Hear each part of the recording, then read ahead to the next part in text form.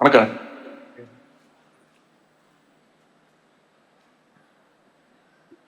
மாண்புமிகு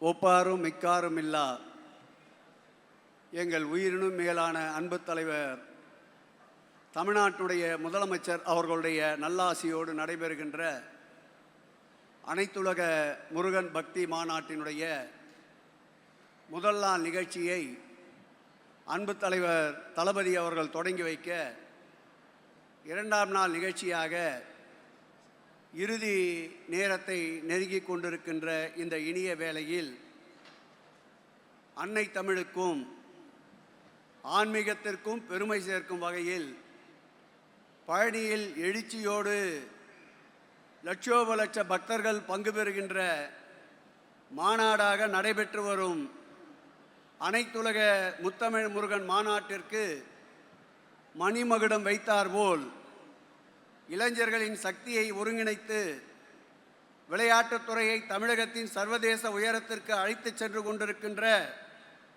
சாதனைகள் பல படைத்து வருகின்ற, வருங்கால தமிழகத்தை தன்னுடைய சூழலிலே ஒரு 1/4 நூற்றாண்டு காலம் சுமக்க இருக்கின்ற மாண்புமிகு இளைஞர் நலன் மற்றும் விளையாட்டு மேம்பாட்டுத்துறை அமைச்சர் அவர்கள் காணொலியிலே வாழ்த்துரை வருகை தந்தமைக்காக இந்த அனைத்துலக முருகன் பக்தர் மாநாட்டின் சார்பாக வாழ்த்துங்கள் வாழ்த்துங்கள். இந்த அனைத்துலக முருகன் பக்தர் மாநாடு வெற்றி அடைந்த மகிழ்ச்சியோடு வாழ்த்துங்கள் என்று வாழ்த்துரை கூற அன்போடு அழைக்கின்றேன். நன்றி.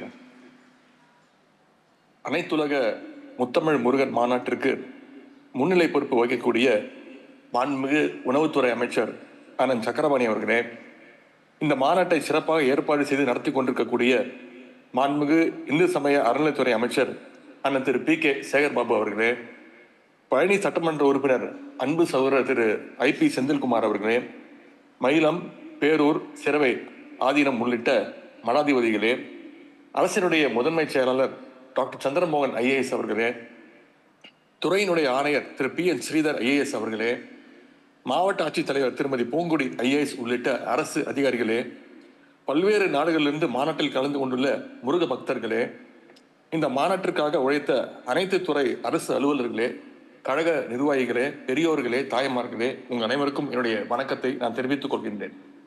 தமிழ்நாடு அரசின் இந்து சமய அறநிலைத்துறை சார்பாக நடத்தப்படுகின்ற அனைத்துலக முத்தமிழ் முருகன் மாநாட்டினை நம்முடைய மாண்பு முதலமைச்சர் அவர்கள் நேற்று தொடங்கி வைத்தார்கள். காணொலி காட்சி மூலமாக இந்த மாநாட்டில் பங்கேற்று பேசுவதில் நான் மிகுந்த மகிழ்ச்சி அடைகின்றேன், பெருமை அடைகின்றேன். உலகமெங்கும் இருந்து ஆன்மீக பெரியவர்கள், அடியார்கள், தமிழறிஞர்கள், முருக பக்தர்கள் பங்கேற்கின்ற இந்த மாநாட்டிற்கு வாழ்த்துறை வழங்கும் வாய்ப்பை தந்த மாண்புமிகு அமைச்சர் அண்ணன் சேகர்பாபு அவர்களுக்கு மீண்டும் என்னுடைய நன்றியை நான் தெரிவித்துக் கொள்கின்றேன். அண்ணன் சேகர்பாபு அவர்களை நம்முடைய முதலமைச்சர் அவர்கள் எப்பொழுதுமே செயல்பாபு என்றுதான் பாராட்டி அழைப்பார்கள். அது எவ்வளவு உண்மை என்பது இந்த மாநாட்டுக்கான ஏற்பாடுகளை பார்க்கும் பொழுதே புரிகின்றது.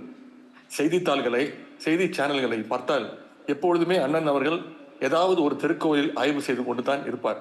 நம்முடைய முதலமைச்சர் அவர்கள் கூறியது போல கோவிலில் தான் அவர் குடியிருப்பார் என்று சொல்கின்ற அளவுக்கு அவருடைய பணி சிறந்து விளங்குகின்றது. இன்றைக்கு நம்முடைய திராவிட மாடல் அரசு மாண்பு முதலமைச்சர் அவருடைய வழிகாட்டுதலில் அறநிலையத்துறை தன்னுடைய பணிகளை அறத்தோடு முன்னெடுத்து செல்கின்றது என்றால் அதற்கு காரணம் அண்ணன் சேகர்பாபு அவர்கள் தான். நாத்திக தோட்டத்தில் பூத்த ஆத்திக மலராக அண்ணன் சேகர்பாபு அவர்கள், செயல்பாபு அவர்கள் மனம் வீசி கொண்டிருக்கிறார். நம்முடைய திராவிட முன்னேற்ற கழக அரசு திடீரென இந்த மாநாட்டை நடத்துகிறது என்று இன்றைக்கு ஒரு சிலர் கேள்வி எழுப்புகின்றார்கள். இந்த மாநாடு திடீரென்று நடத்தப்படுகின்ற மாநாடு அல்ல. கடந்த 3 ஆண்டுகளில் நம்முடைய மாண்பு முதலமைச்சர் அவர்கள் தலைமையிலான நம்முடைய திராவிட மாடல் அரசு இந்து சமய அறநிலைத்துறை சார்பில் ஏராளமான சாதனைகள் எல்லாம் செய்துவிட்டு தான் இந்த மாநாட்டை நடத்துகின்றது. திராவிட முன்னேற்ற கழக அரசை பொறுத்தவரை யாருடைய நம்பிக்கைக்கும் குறுக்கே நிற்காத அரசு, எல்லோருடைய உணர்வுக்கும் மதிப்பு கொடுக்கின்ற அரசு. இன்னும் சொல்ல வேண்டும் என்றால் அறநிலைத்துறையின் பொற்காலம் என்றால் அது நம்முடைய திராவிட முன்னேற்ற கழக ஆட்சிதான். திராவிட இயக்கத்தின் தொடக்க புள்ளியாக இருந்த நீதி கட்சி ஆட்சியின் பொழுதுதான் இந்து சமய அறநிலைத்துறை பாதுகாப்பு சட்டம் உருவாக்கப்பட்டு வழிபாட்டு உரிமை உறுதி செய்யப்பட்டது. குன்றக்குடி அடிகள் தந்த விபூதியை நெற்றி நிறைய பூசிக்கொண்டவர் தான் தந்தை பெரியார் அவர்கள். பேரறிஞர் அண்ணா அவர்கள் ஒன்றே குலம் ஒருவனே தேவன் என்று முழங்கினார்கள். ஓடாத திருவாரூர் தேரை ஓட வைத்தவர் தான் நம்முடைய முத்தமிழர் டாக்டர் கலைஞர் அவர்கள். இப்படி நம்முடைய தலைவர்கள் வழியில் மாண்பு முதலமைச்சர் அவர்கள் அறநிலைத்துறை சார்பாக ஏராளமான திட்டங்களை செயல்படுத்தி வருகிறார்கள்.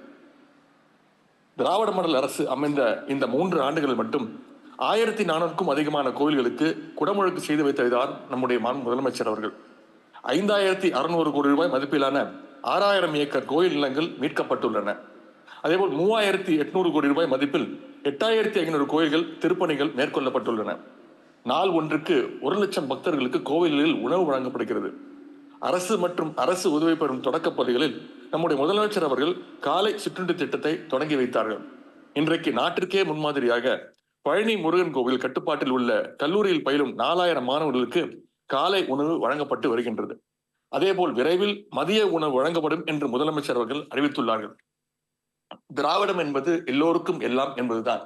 திராவிடம் யாரையும் ஒதுக்காது, எல்லோரையும் இணைக்கும் என்பதற்கு உதாரணம் தான் அனைத்து சாதனையரும் மகளிரையும் அர்ச்சராக்கியவர் தான் நம்முடைய முதலமைச்சர் அவர்கள். அதேபோல் அன்னை தமிழில் அர்ச்சனை என்ற திட்டம் அனைத்து கோவில்களும் செயல்படுத்தப்பட்டு வருகிறது.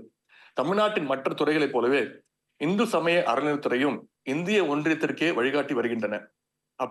இப்படி அடுக்கடுக்கான சாதனைகள் எல்லாம் செய்துவிட்டுத்தான் இந்த சிறப்புக்குரிய மாநாட்டினை நம்முடைய தமிழக அரசு நடத்துகின்றது. இந்த மாநாடு ஆன்மீக மாநாடாக மட்டுமல்லாமல் தமிழர் பண்பாட்டு மாநாடாகவும் நடைபெறுகின்றது.